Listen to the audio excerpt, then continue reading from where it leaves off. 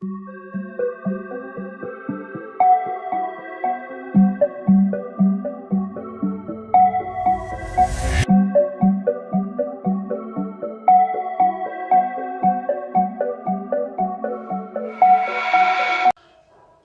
दर्शकों, मैं सुशील प्रजापति आप सभी का स्वागत करता हूं आपके अपने YouTube चैनल पर सब कुछ विचित्र अल्टीमेट। दर्शकों, लड़का ही होगा यदि कृष्ण पक्ष में ऐसे डेट निकाल ली तो। दर्शकों, आज हम जानेंगे इस वीडियो के माध्यम से कि कृष्ण पक्ष में हम किस प्रकार पुत्र की प्राप्ति कर सकते हैं। दर्शकों, हम पहले से ही जानते हैं पक्ष 15 दिन के होते हैं और एक मास में अर्थात एक महीने में 2 पक्ष होते हैं, एक कृष्ण पक्ष एक शुक्ल पक्ष। कृष्ण पक्ष भी 15 दिन का होता है, शुक्ल पक्ष भी 15 दिन का होता है। शुक्ल पक्ष में हम किस प्रकार पुत्र की प्राप्ति कर सकते हैं, किस प्रकार डेट निकालते हैं, वह वीडियो चैनल पर पहले से ही उपलब्ध है, आप जाकर देख सकते हैं। दर्शकों, इस वीडियो के माध्यम से आज हम जानेंगे कृष्ण पक्ष के अनुसार हम किस प्रकार डेट निकालते हैं और किस प्रकार हम गर्भाधान करें कि पुत्र की प्राप्ति हो। दर्शकों, बहुत से YouTube पर ऐसे व्यक्ति हैं जो केवल और केवल शुक्ल पक्ष में ट्राई करने के लिए कहते हैं। दर्शकों, आने वाली वीडियो में हम जानेंगे कि यह सफ़ेद झूठ है। आप पुत्र की प्राप्ति दोनों पक्षों के अनुसार कर सकते हैं और दोनों पक्षों में ही आप पुत्री की प्राप्ति भी कर सकते हैं, लेकिन पुत्र का नियम अलग होता है, पुत्री का नियम अलग होता है। अर्थात पुत्री के लिए गर्भाधान करने के लिए अलग डेट निकलती है, अलग नियम होता है, पुत्र के लिए अलग नियम होता है। तो दर्शकों, आइए जानते हैं, अपनी चर्चा को आगे बढ़ाते हैं और कृष्ण पक्ष के अनुसार हम डेट कैसे निकालते हैं ताकि कोई भी स्त्री या पुरुष पुत्र की प्राप्ति कर सके। दर्शकों, पहले जानते हैं कृष्ण पक्ष के विषय में। कृष्ण पक्ष के 15 दिन होते हैं। पूर्णिमा के बाद वाले जो 15 दिन होते हैं वह कृष्ण पक्ष के दिन होते हैं। दर्शकों, कृष्ण का अर्थ होता है काला और पक्ष का मतलब होता है पखवाड़ा अर्थात 15 दिन। ऐसी स्थिति में अर्थात कृष्ण पक्ष में आकाश में चंद्रमा का आकार लगातार घटता रहता है और अमावस्या तक पहुंच जाता है, अर्थात आकाश चंद्रमाहीन हो जाता है, उसका आकार बिल्कुल शून्य हो जाता है। दर्शकों, आइए जानते हैं मूल नियम के विषय में। स्त्री के ऋतुवंती होने के दिन से गिनकर यदि सम दिनों में गर्भाधान करा जाए तो लड़का ही पैदा होता है। दर्शकों, यह है पुत्र प्राप्ति का मूल नियम। यही नियम कृष्ण पक्ष में भी लागू होता है, यही नियम शुक्ल पक्ष में भी लागू होता है। दर्शकों, ये वीडियो पहले से ही उपलब्ध है चैनल पर कि कृष्ण पक्ष में गर्भाधान करें तो किस प्रकार की संतान की उत्पत्ति होती है और शुक्ल पक्ष में गर्भाधान करने से किस प्रकार की संतान प्राप्त होती है। दर्शकों, आइए जानते हैं कुछ उदाहरण के माध्यम से। दर्शकों, उदाहरण के लिए मान लेते हैं किसी स्त्री के पीरियड आते हैं 15 अगस्त 2019 को, तो वह पुत्र प्राप्ति के लिए डेट कैसे निकालेगी। दर्शकों, हम विभिन्न उदाहरणों के माध्यम से जानेंगे कि कोई स्त्री इस प्रकार डेट कैसे निकाल सकती है। इस वीडियो को बनाने का मेरा मात्र उद्देश्य ये है दर्शकों, आप स्वयं सक्षम बने कि किस प्रकार डेट निकाली जाती है। अच्छी बात है आप लोग कमेंट करते हैं, लेकिन आप स्वयं डेट निकालनी सीखें।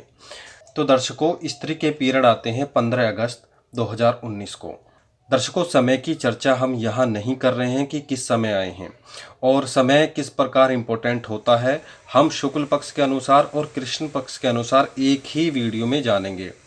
समय का जो नियम है दोनों के लिए समान है, अलग अलग नहीं है।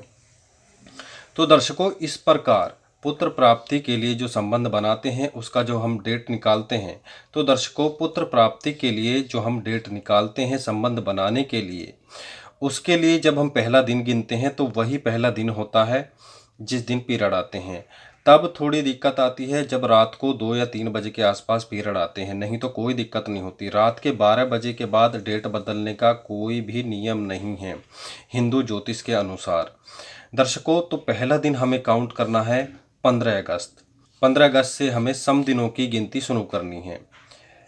1, 2, 3, 4, 5, 6, 7, 8, 9, 10,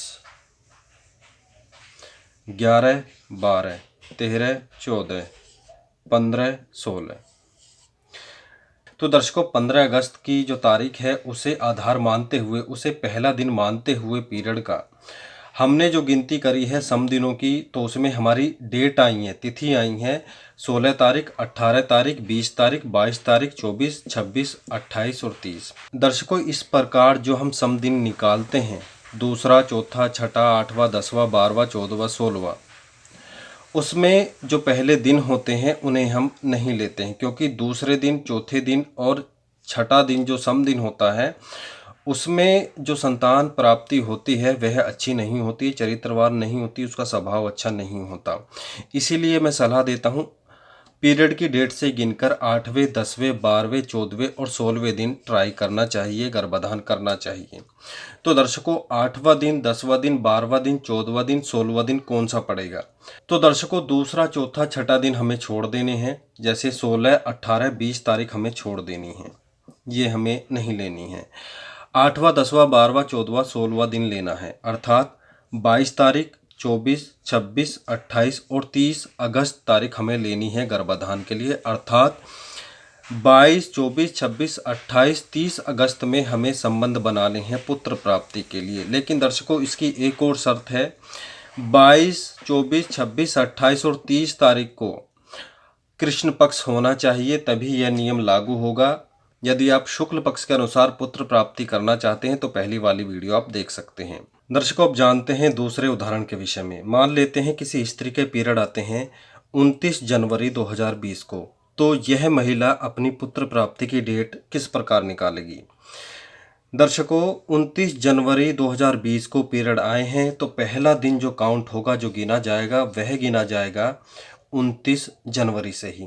पहला दिन 29, दूसरा दिन, तीसरा, चौथा दिन, छठा दिन, 8वां दिन, 10वां दिन, 12वां दिन, 14वां दिन, 16वां दिन। तो दर्शकों सम दिनों की हमें गिनती करनी है, दूसरा, चौथा, छठा, 8वां, 10वां, 12वां, 14वां, 16वां। इस प्रकार हमें सम दिन लेने हैं पीरियड की डेट से गिनकर। शुरू के 3 जो डेट आती हैं, 3 जो दिन होते हैं वो हमें छोड़ देने हैं, इनमें अच्छी संतान नहीं होती है। 8वां, 10वां, 12वां, 14वां और 16वां दिन लेना है। तो 8वें दिन पड़ेगी हमारी 5 फरवरी, 10वें दिन पड़ेगी 7 फरवरी, 12वें दिन पड़ेगी 9 फरवरी, 14वें दिन पड़ेगी 11 फरवरी, 16वें दिन होगी 13 फरवरी।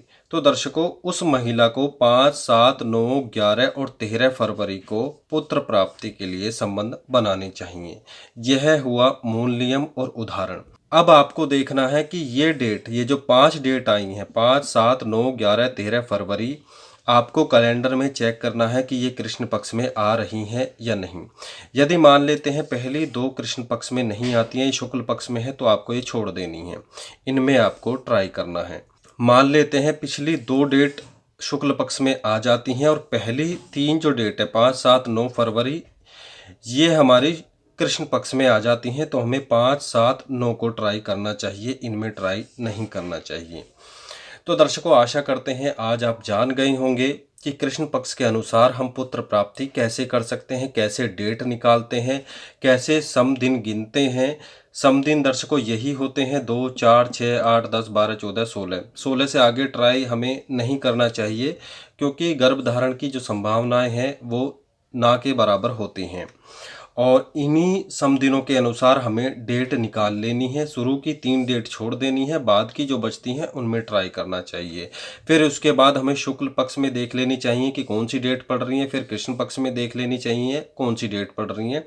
फिर अपनी इच्छा के अनुसार आपको संबंध बनाने चाहिए, गर्भाधान करना चाहिए। इस प्रकार आप पुत्र की प्राप्ति कर सकते हैं।